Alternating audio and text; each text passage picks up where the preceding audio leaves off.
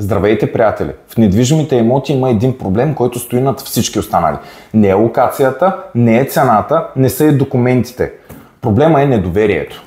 Клиентите не вярват на брокерите, брокерите не вярват на клиентите и за съжаление има причини за това. И днес ще ви ги кажа честно и директно и ще ви дам решение.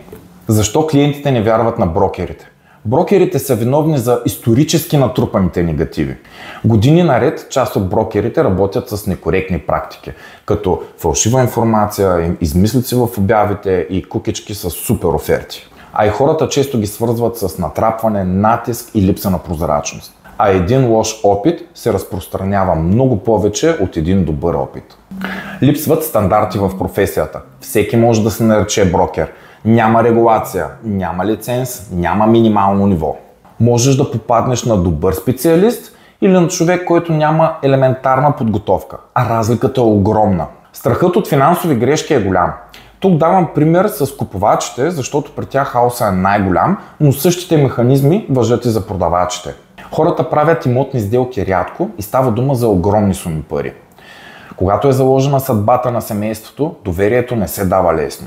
Клиентите действат предпазливо и това е абсолютно нормално. Проблема е, че заради липсата на достатъчно информация, която да им даде увереност, те трудно могат да вземат наистина информирано решение. Страхът от грешки ги парализира и вместо да изяснят процеса, те започват да се движат хаотично и влизат в омагьосания кръг. Така се получава един парадокс.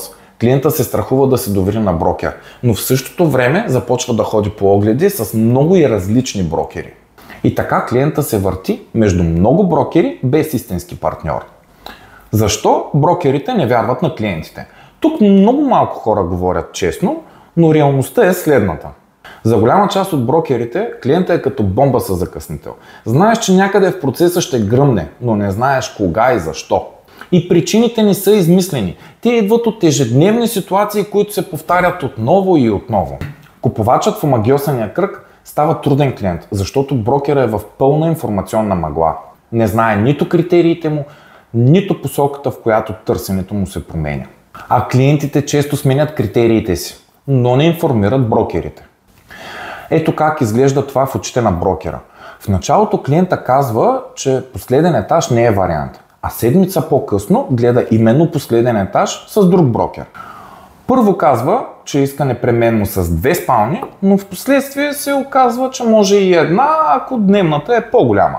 В началото бюджетът е твърд, но след 2 седмици се разширява с 20 000 евро. Но брокера не знае. Това не е измама от страна на клиента. Това е естествен процес на ориентиране, но брокера остава в неведение, което подкопава в последствие доверието. Клиентите не често казват и реалните си намерения. Типични примери от практиката са: клиента казва, че само разглежда, но активно търси с още 2.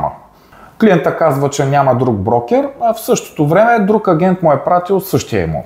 Клиента казва, че няма намерение да бърза и след 3 дни купуват друг имот без да каже и дума. Това кара брокера да се чувства, че инвестира време в човек, който може да изчезне всеки момент. Клиентите много често използват и брокера като информационна услуга, а не като партньор.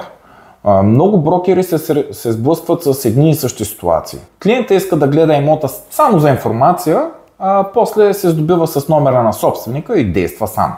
Брокерът губи много време в работа, а сделка няма. Оттам идва и раздразнението и недоверието. Добрите брокери избират на кого да отделят времето си. Това е много ключово и много малко клиенти го разбират. Професионалните брокери не работят с всеки. Те избират клиентите си. Защо? Защото времето им е ценен ресурс.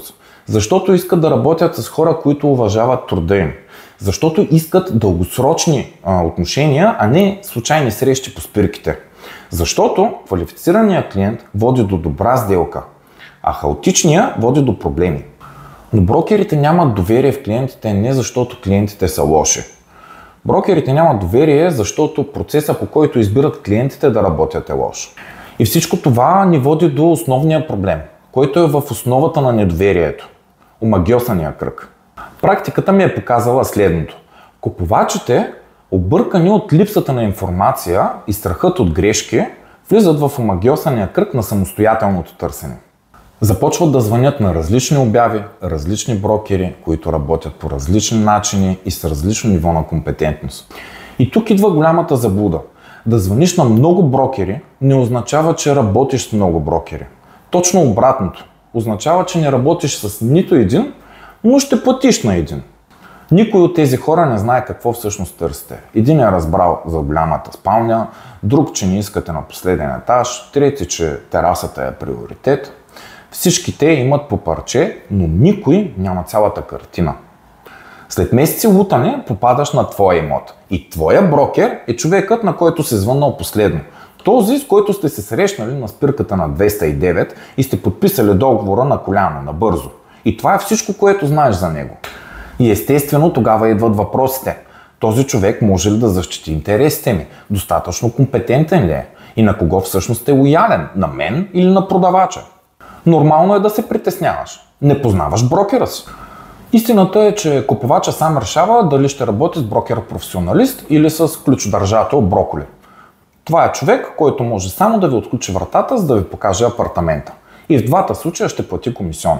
Разликата е, че в единия случай имаш партньор, който те защитава, а в другия имаш много скъп ключодържател.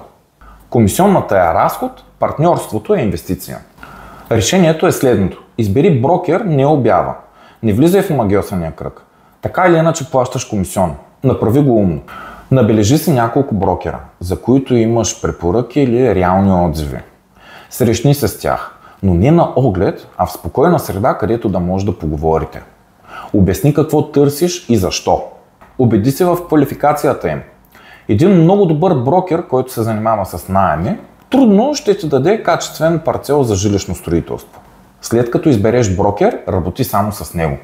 Така ще спечелиш време, ще избегнеш излишни огледи, ще изградиш доверие и ще повишиш мотивацията на човека, който реално работи за теб. И нека бъдем честни. Хора сме и може да сбъркаш и да не избереш правилния човек. Това не е края на света. Просто сменяш брокера и продължаваш. По-добре е да смениш брокер, отколкото да сгрешиш с скъп имот. Недоверието в имотния сектор не е причина, то е симптом. Истинската причина е липсата на стандарт, липсата на процес и липсата на реална връзка между клиент и брокер. Сделката е прекалено важна, за да оставиш на случайността. Затова работи с професионалист, не с ключодържател.